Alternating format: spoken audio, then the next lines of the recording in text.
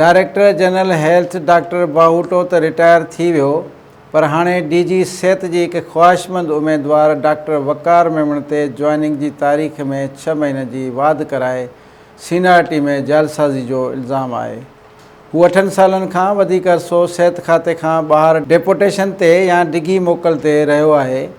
सिहत खाते जे सेक्रेटरी अॻियां वारियल एतिराज़नि में वाज़े लिखियो वियो आहे त डॉक्टर वक़ार खे कागज़नि में हेराफेरी करे सीनियरिटी ॾियारी वई आहे। सेक्रेटरी सिहत खे बाक़ाइदा मोकिलियल शिकायत जो मतन कुझु हिन रीति आहे त जनाब सेक्रेटरी, मां तव्हांजो ध्यानु उन फ़्रेब जे इंतिहाई दिलेरी सां मिसाल ॾांहुं छिकाइणु चाहियां थो जंहिंमें डॉक्टर वक़ार महमूद मेमण जी मुक़ररी जी तारीख़ 19 ग्रेड जे सीनियर मेडिकल अफ़सरनि जी हतमी सीनियरिटी लिस्ट में 22 फरवरी 1993 ॾेखारियो वियो आहे, जॾहिं त हक़ीक़त में इहा 1 सेप्टेम्बर 1993 ईस्वी आहे। बुनियादी तौर ते रिकॉर्ड में कूड़ो तासिर पैदा कयो वियो आहे त मथे ॼाणायल officer Sindh public service commission 1993 जे चूंडियल सभिनी ऑफिसरनि खां 6 महीना सीनियर आहे। डॉक्टर वक़ार महमूद मेमण 8 सालनि खां वधीक अरसे ताईं यूनिसेफ, WHO ऐं USAID जे पघारुनि ते रहियो।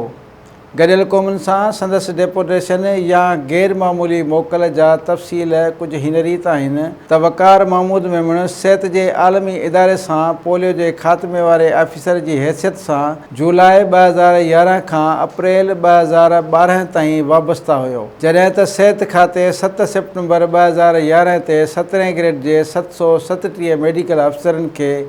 18 ग्रेड में तरक़ी ॾिनी त डॉक्टर वक़ार महमूद मेमण जो नालो उन्हनि 737 तरक़ी माणींदड़ मेडिकल अफ़सरनि जी लिस्ट में शामिल न हो, छाकाणि त हू अप्रैल 2012 ताईं डेपुटेशन WHO जी पघार ते हो। कानून मूजिबि WHO समेत कंहिं बि UNO में मुलाज़मत कंदड़ सरकारी मुलाज़िम खे परॾेही हुकूमत,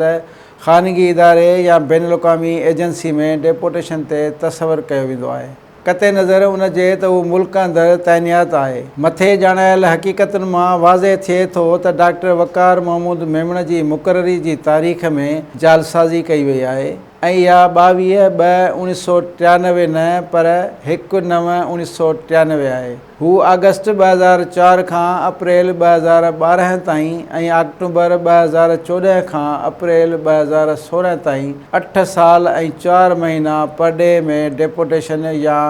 गैर मामूली मोकल ते रहियो। दरख़्वास्त में दस्तख़त थियल ऐं ॿियनि केतिरनि ई ऑफिसरनि जे बरक्स खेसि सेप्टेम्बर 2011 में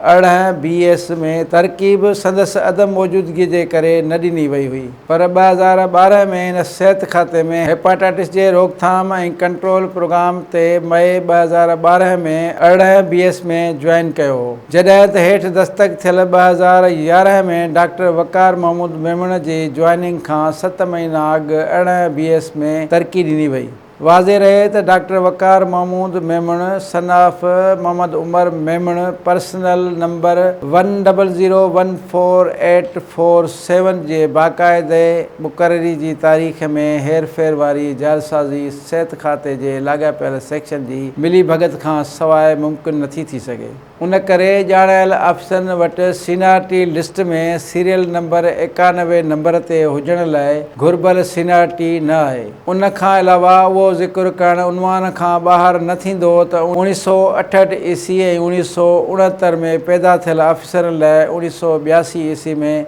मैट्रिक, 1984 में इंटरमीडिएट पास करे 1985 में MBBS लाइ चूंडजण जो तमामु घणो इम्कान नाहे, छाकाणि त 1980 ऐं 1990 जे ॾहाकनि में 5 सालनि जो MBBS जो कोर्स पास करण में 7 साल लॻंदा हुया। उन करे उन्हनि समूरनि ऑफिसरनि जे केस जी जेकी 1968 ईस्वी ऐं 1969 ईस्वी में पैदा थिया ऐं जिन खे 1993 ईस्वी जे फाइनल सीनियरिटी लिस्ट में SBSC सिलेक्टी ॾेखारियो वियो आहे, उन्हनि जे बि छंड छाण जी ज़रूरत आहे। मथे ॼाणायल हक़ीक़तुनि जी रोशनी में अर्ज़ु कयो वियो त सीनियरिटी लिस्टूं सभिनी लाॻापियल ऑफिसरनि सां शेयर कयूं वञनि, जीअं ज़ाब्ते नव प्रोबेशन तस्दीक ऐं सेंटर ज़ाब्तनि 1975 जे ज़ैली ज़ाब्ते 1 ऐं 2 में दर्ज आहे। 19 ग्रेड जी सीनियरिटी लिस्ट में मौजूदु सभिनी तज़ाज़नि ॼाणी वाणी कयल ठॻीअ ऐं क़ानून जे ख़िलाफ़ वर्जियुनि जे ऐं सिहत खाते जे लाॻापियल सेक्शन सां मिली ग़ैरक़ानूनी नाजाइज़ फ़ाइदा हासिलु कंदड़ अफ़सरनि ख़िलाफ़ फ़ौरी तौर ते तहक़ीक़ात कई वञे ऐं उन्हनि ख़िलाफ़ वर्जियुनि खे फ़ौरी तौर ते तदारक कयो वञे, छाकाणि त सवें सीनियर ऑफिसरनि जी बुनियादी हक़नि जी भञकड़ी थी रही आहे।